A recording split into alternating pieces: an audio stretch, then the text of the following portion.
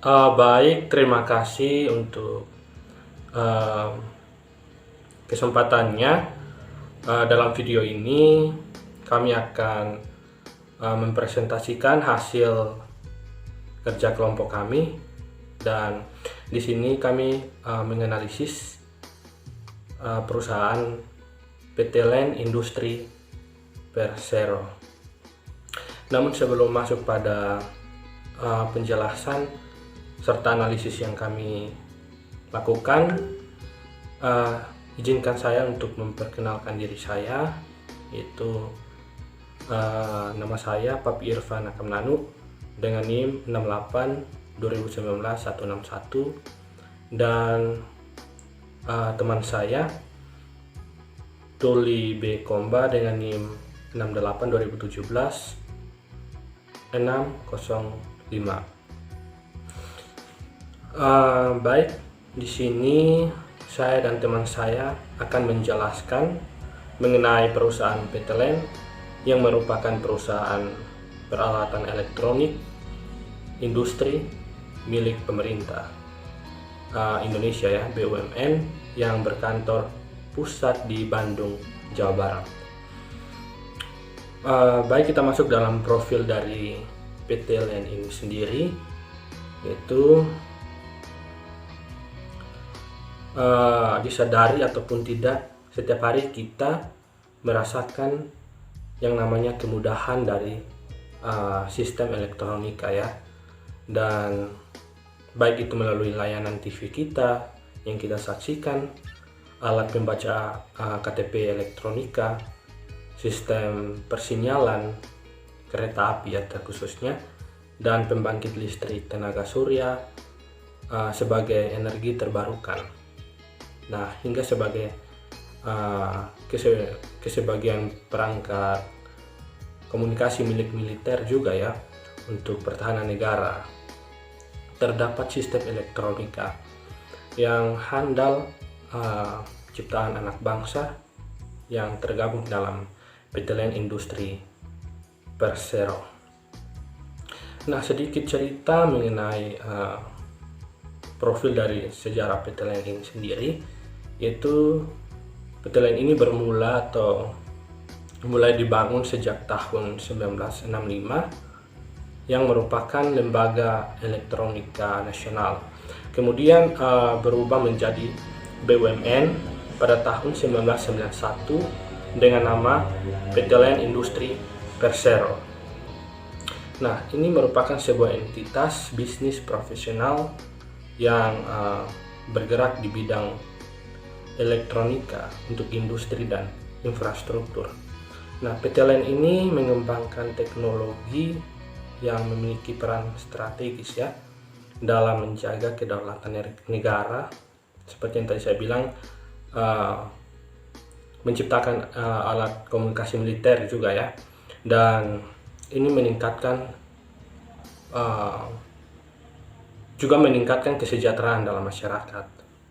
Baik, terima kasih. Di sini saya akan melanjutkan presentasi dari teman saya, dan saya akan bahas tentang visi misi perusahaan PT Land.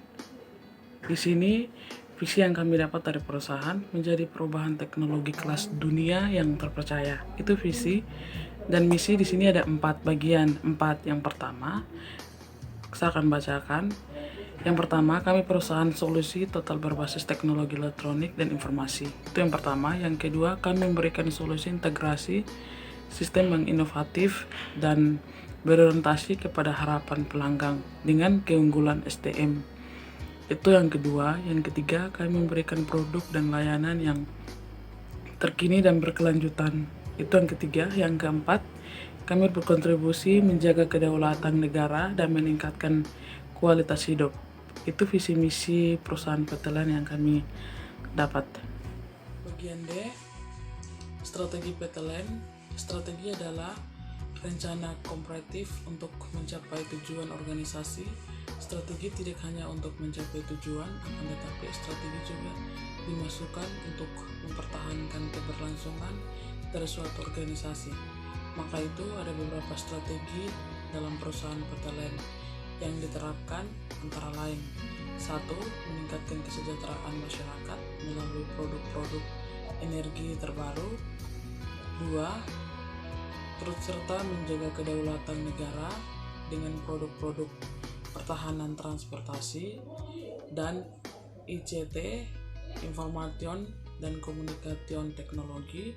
Yang ketiga, manufaktur sebagai teknologi pendukung kedua peran di atas. Semua usaha tersebut pada akhirnya bermuara pada target lain untuk mengembangkan kemandirian teknologi yang berdaya sains. Baik, yang berikutnya kita masuk pada analisis perusahaan. Di sini kami menggunakan analisis SWOT untuk melihat 4 hal penting dalam perusahaan yang kami analisis ini. Sedikit bahwa mungkin kita tidak tahu apa itu analisis SWOT, maka sini akan kami jelaskan. Analisis SWOT, minta maaf ya, SWOT merupakan singkatan dari 4 kalimat, yaitu S, W, dan O, dan T. Dan yang pertama itu S adalah strength atau kekuatan. Nah, ini merupakan karakter yang dimiliki oleh tim, dan itu merupakan keunggulan dalam suatu organisasi.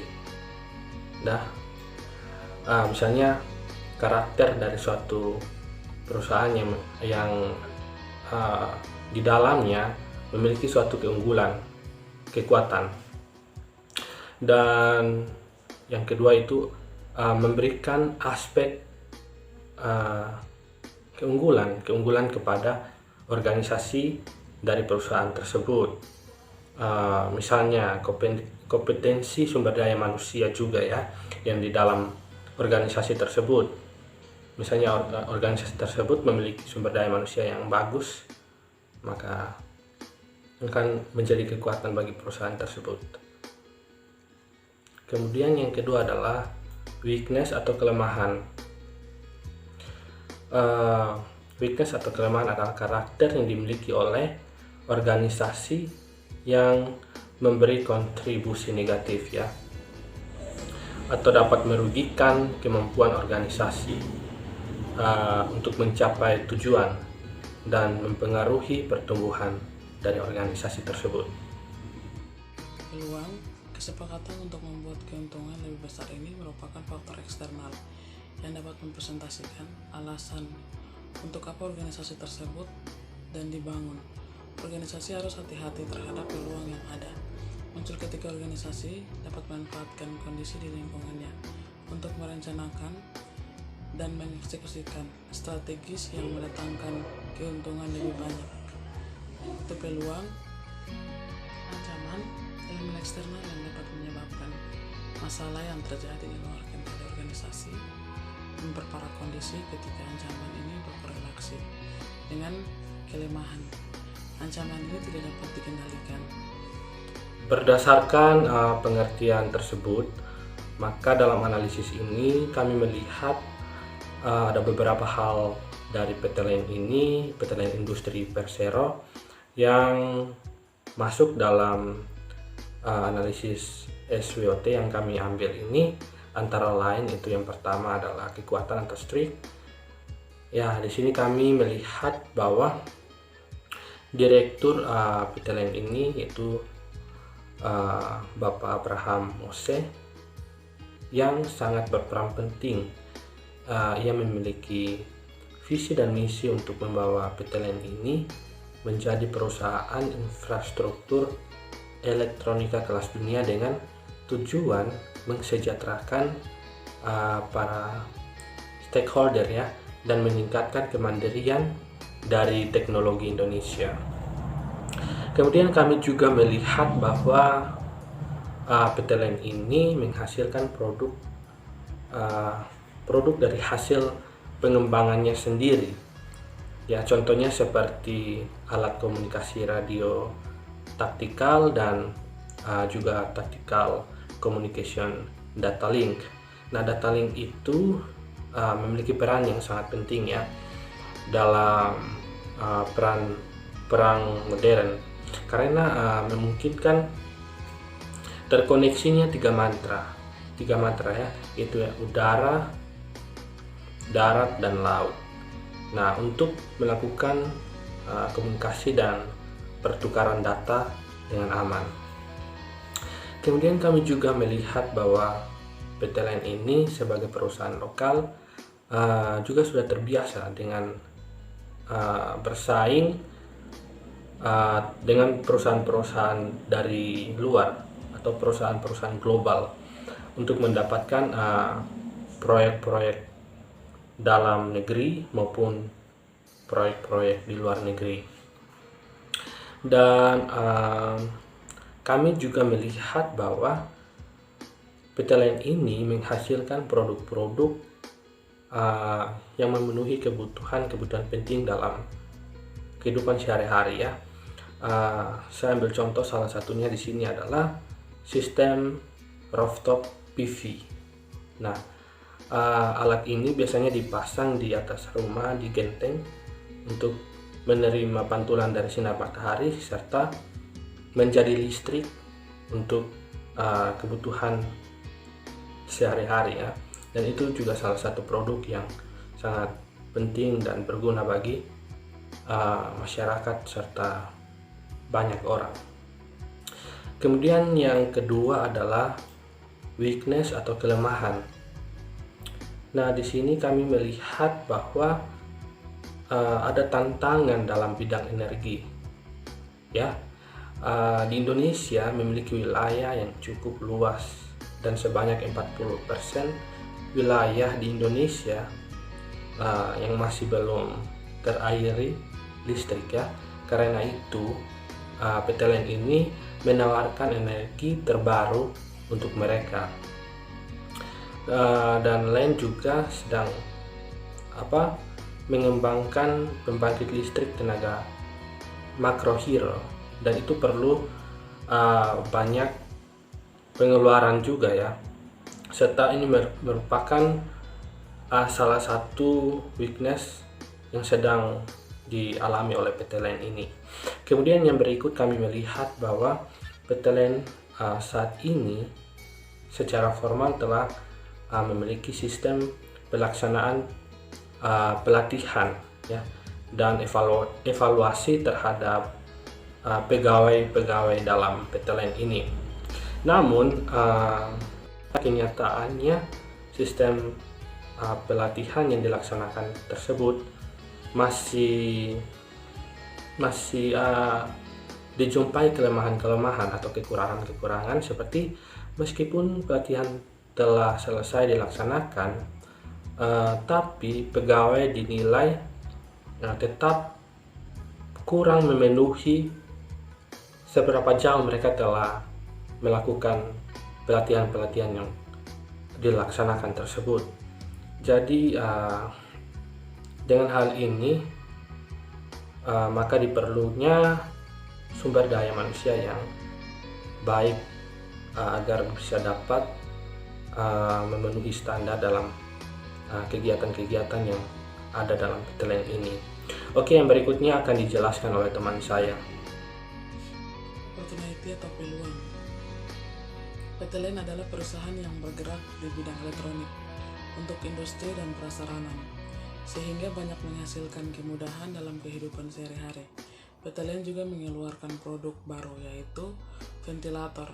Sebenarnya produk ini sudah diproduksi, namun dilihat dari prosedurnya sama persis dengan alat-alat yang sering diproduksi, sehingga PT Line memproduksinya untuk keperluan rumah sakit.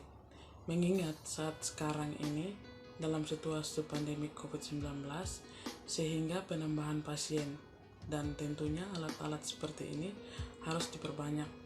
PT Line juga memproduksi peralatan persinyalan, dan ini diekspor ke luar negeri seperti Bangladesh, Sri Lanka, Filipina setiap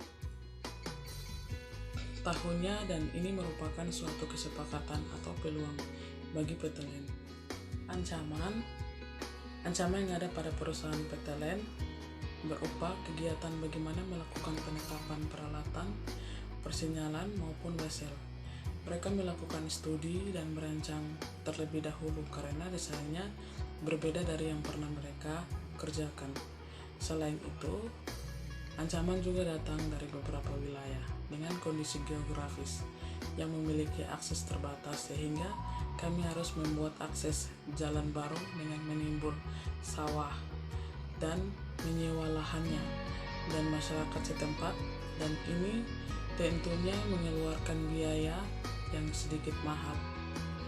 Demikian hasil analisis kami dengan menggunakan metode SWOT atau SWOT, dan di sini kami menarik suatu kesimpulan, yaitu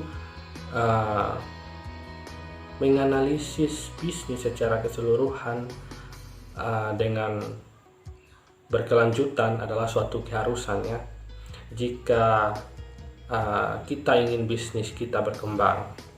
Dengan metode SWOT ini kami melihat bahwa bisa dengan mudah memenuhi dan bisa melakukan improvisasi ya, yang menyeluruh pada proses bisnis yang kita lakukan, sehingga diperlukan analisis ini pada setiap perusahaan agar dapat menilai seberapa jauh perusahaan tersebut dapat berkembang dan melihat juga apa-apa yang perlu diperbaiki, dievaluasi lagi. Sehingga dari itu kami melihat bahwa PT LEN ini memiliki peluang, yaitu kepercayaan yang diberikan oleh masyarakat. Masyarakat melihat akan kualitas dari produk yang dihasilkan oleh PT LEN ini, dan di situ juga ada dukungan dari pemerintah ya, dan pemerintah memberikan kepercayaan serta menjadi ingin perusahaan PT LEN ini menjadi perusahaan infrastruktur elektronika kelas dunia nomor 1 di Indonesia ya, dan serta yang diharapkan juga dari PT LEN ini adalah mampu memenuhi permintaan pemerintah untuk infrastruktur negara, pertahanan negara, dan diharapkan juga PT LEN ini mampu mendistribusikan produk dengan baik. Dan seperti yang kita ketahui bahwa produk-produknya juga diimpor ke berbagai negara tetangga di sekitar kita, sehingga kualitas produk harus ditingkatkan dengan baik dan juga harga jualnya terjangkau, sehingga produk-produk kita itu bisa laku di pasaran. Mungkin sekian dari kesimpulan ini. Baik, terima kasih. Ini hasil presentasi kami. Semoga bermanfaat buat teman-teman. Sekian dan terima kasih.